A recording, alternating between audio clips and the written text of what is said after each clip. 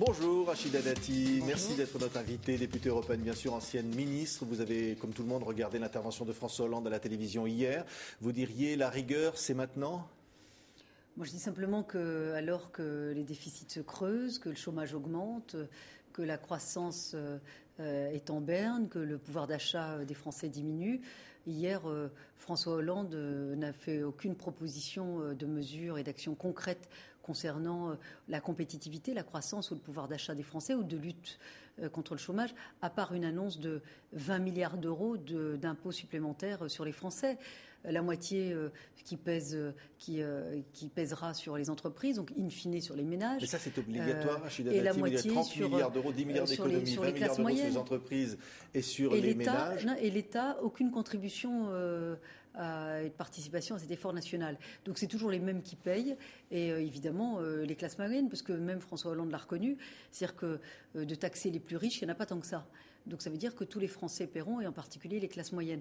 Donc l'effort, les impôts, c'est bien, mais c'est mieux quand il y a des réformes de structure et de fonds pour relancer la croissance et la compétitivité. Et c'est pas en plombant les entreprises avec une fiscalité quasi confiscatoire qu'on va relancer la réindustrialisation de la France ou qu'on va créer des emplois. Vous comprenez par exemple Bernard Arnault qui veut devenir belge.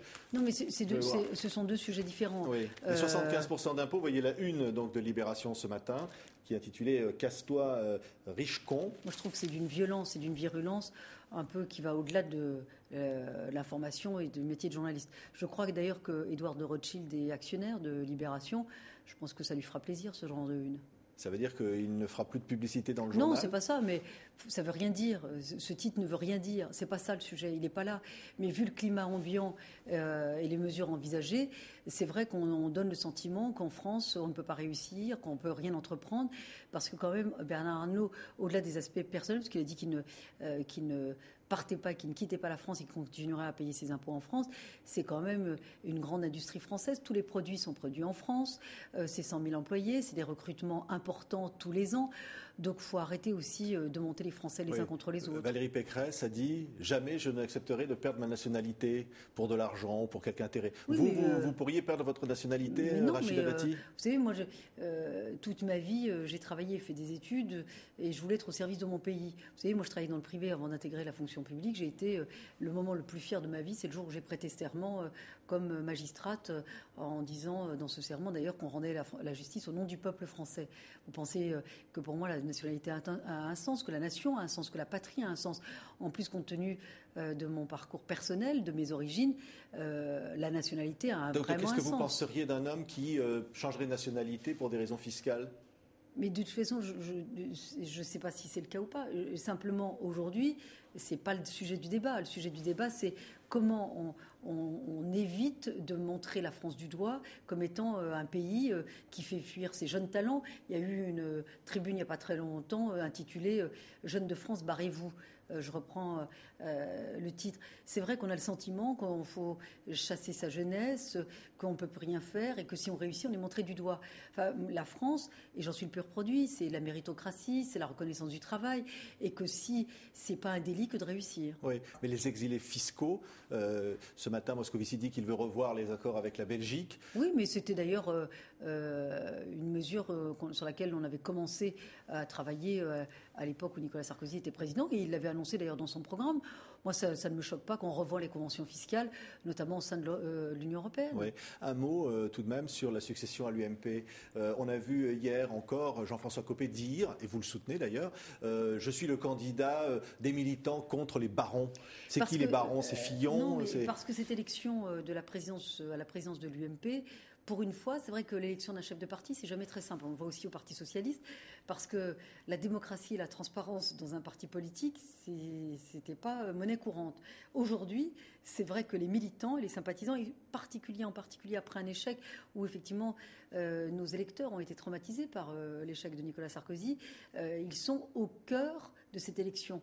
Donc aujourd'hui, c'est de conquérir et de convaincre les militants dans le cadre de cette élection. Qu'attendent de nous les électeurs et les militants aujourd'hui de l'UMP, c'est qu'on fasse des propositions très claires sur le fonctionnement et l'organisation du parti. C'est ce que fait Jean-François Copé et pas et François notamment, Fillon, par exemple, c'est de savoir quelle va être la méthode de désignation des futurs candidats aux élections qui arrivent, municipales, régionales, cantonales. Et puis également de donner la méthode de reconquête des territoires que nous avons perdus ces dernières années. Il faudra des primaires à droite, comme il y en a eu à gauche, par exemple pour désigner le candidat à la mairie de Paris, par exemple. Les primaires sont inscrites dans les statuts de l'UMP. Donc les primaires auront lieu. Ça veut dire que pour la mairie de Paris, par exemple, pour la mairie de Paris, moi j'espère et je souhaite qu'il y ait des primaires ouvertes.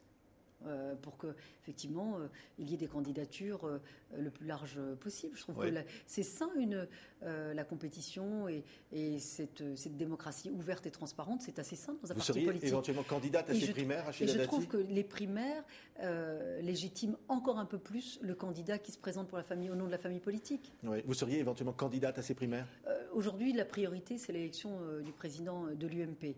Ensuite, ça va être effectivement la reconquête des territoires. Et la première élection importante, ce sont les municipales. Moi, je suis maire du 7e arrondissement de Paris, je suis conseiller de Paris. S'il y a des primaires ouvertes, je n'exclus pas, évidemment, le moment venu de pouvoir me présenter. Parce qu'aujourd'hui, Bernard Debré, Jean-François Lamour disent c'est la pagaille à la droite parisienne. Alors on a eu la candidate socialiste, on la connaît désormais, Anne Hidalgo, mais à droite, ça n'est pas clair. Le sujet aujourd'hui, c'est de pouvoir élire le président de l'UMP. Vous savez, en politique, c'est étape par étape. Il ne faut pas se servir ni des militants, ni des sympathisants, et encore moins des électeurs pour des tremplins personnels ou pour des ambitions personnelles. Aujourd'hui, il y a une élection majeure qui est celle du président de l'UMP. Attendons que cette élection se fasse, puis nous verrons après. Un mot encore sur la sécurité à Marseille. Jean-Marc Ayrault est sur place. C'est suffisant ce que fait aujourd'hui Jean-Marc Ayrault, le fait d'être sur place ? Vous savez, moi j'ai appelé, alors j'ai été entendu dans les annonces, mais maintenant il faut voir concrètement comment ça va se passer.